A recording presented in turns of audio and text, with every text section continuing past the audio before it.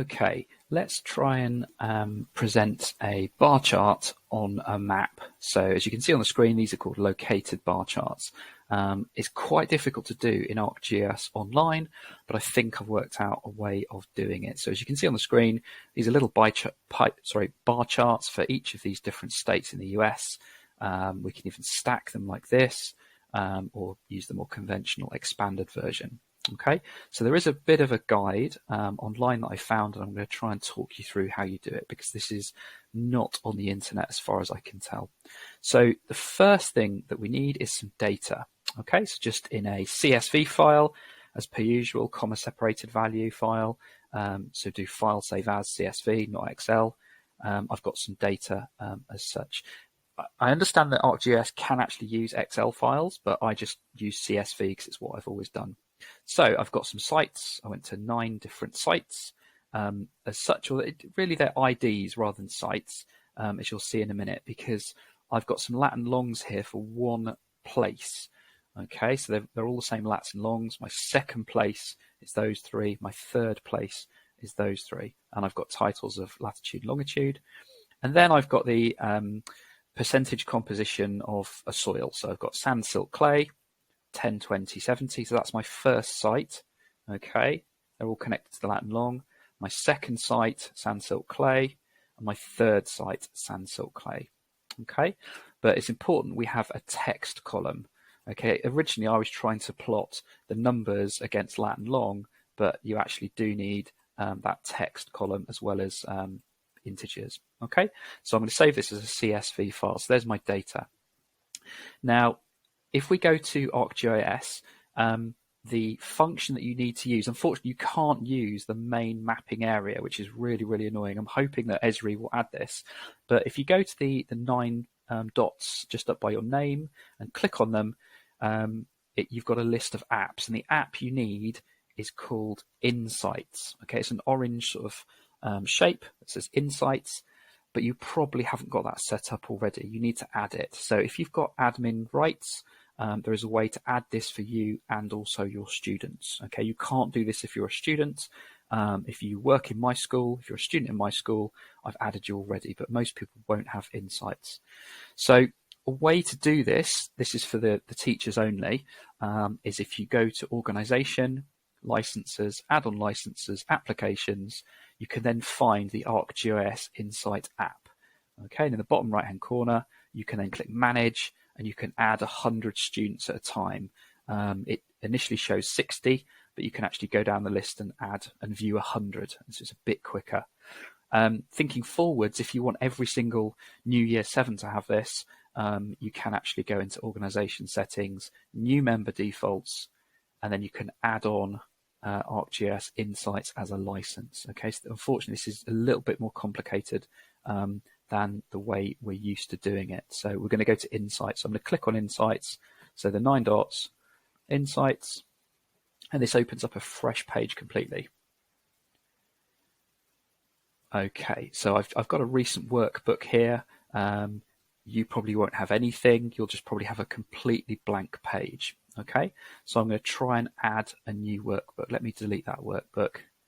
So there, that's what yours will look like. And the first thing you do is go to create your first workbook. Okay, this Insights, as far as I can tell, is a bit like a dashboard. It's very much drag and drop. It's a way of looking at lots and lots of information together. Okay, so the first thing I'm going to do is go to Upload File. Okay, and then browse my computer. I'm then going to find my data, my CSV file I just showed you, and it's appeared in the right. Add. And then very simply, that adds my data on the left. There's no map yet, but if I click on the down arrow, just in the top left-hand corner here, you can see I've got those column headers. And importantly, it recognizes my soil type, my sand, silt, clay, as a category, as text, rather than an integer or a numerical value. Okay, so I've got my soil there. The first thing you must do is click on the 3 dots and enable location. And you're just telling it that your lat and long are actually lat and long, a bit like you do in the normal map version. You don't need to change anything here. Just click Run. Make sure Repeat Identical Features is unticked. I'm going to click Run, and then it does something and turns those into coordinates. Can you see the Latin long here and now as coordinates? So I'll select coordinates, and then importantly, I need to select soil. So just using the tick buttons, I'm doing coordinates and soil. That's my column header. I don't click the percentages. Okay, I'm not going to click that one. It'll work it out. It just does it. Okay, so just coordinates and soil. I'm going to left click and hold these, one of them. So I'm just going to hover over soil, but I'm going to left click, and you can see I can drag those, and I can make a chart, a table. So have an explore of those. That'll just make a normal bar chart. That'll just put it in a table. But we're interested in mapping it. We want a located version. So I've let go of the left click, and then it's mapped that data. Right, I'm going to expand this a little bit. So there's just sort of a drag and drop bar. And as you can see, I've got, well, perhaps you can't see, I've got 3 data points, a couple up in Northern England, okay, and then one down St David's in West Wales. Okay, but it doesn't look much like a bar chart, does it? So on this menu here that says soil, I'm just going to open it, and then I'm going to go to this familiar symbol here that's symbology. Click on symbology, and when I click the symbol type, okay, if my data is correct, if I have got coordinates and I've got a text column with some data attached, I should have pies and columns here. Okay, pies you can do in a normal version, but it's the columns we're after. And there we go. You can see that stacked count. Okay, all it's doing is counting the bars though, so there's one of each. So I'm actually now going to change this little drop down to %. That's really important. So this is my raw data. Beforehand, it would just count the site number or the number of columns, okay, 111. So we must change that to our data column, which was %. Okay, I'm going to leave it on sum. I can have min, max, and average, but I'm going to leave it on sum. And we can also have stacked %. Okay, so they're all the same height, but it just scales it according to the percentages. But the one you're probably after is expanded. Okay, and there you go. You can see that looks a bit clearer, doesn't it? Okay, I've got some bar charts that are located, very powerful. Other little bits of menu up here. I can go into annotations, and I can turn pop-ups on and off. So if you're using online, I can hover over them, hover over the bars and see the percentages. I don't know how to add the data onto the image. Okay, as far as I can tell, you just have to hover at the moment. So you can have hover with or without stats.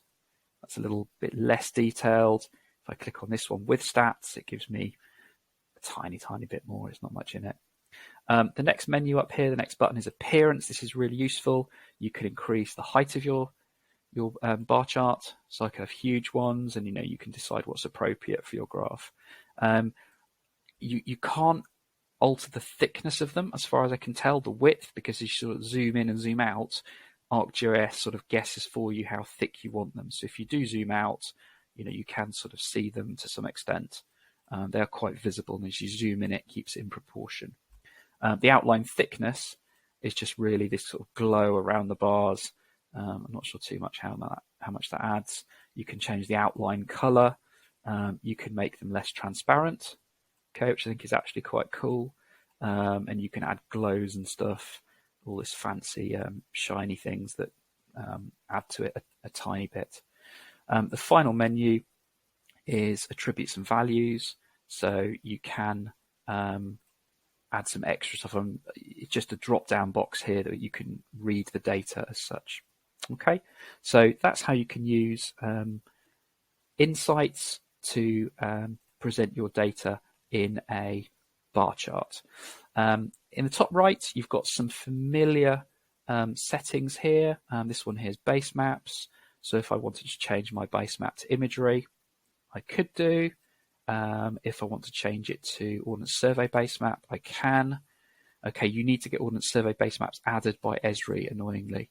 I mean, that does look quite confusing. I mean, the colors are all over, but as you can see, I've got a base map there with a bar chart hidden in the middle. Okay, so you need to decide again what's more appropriate, but you can play around the base maps.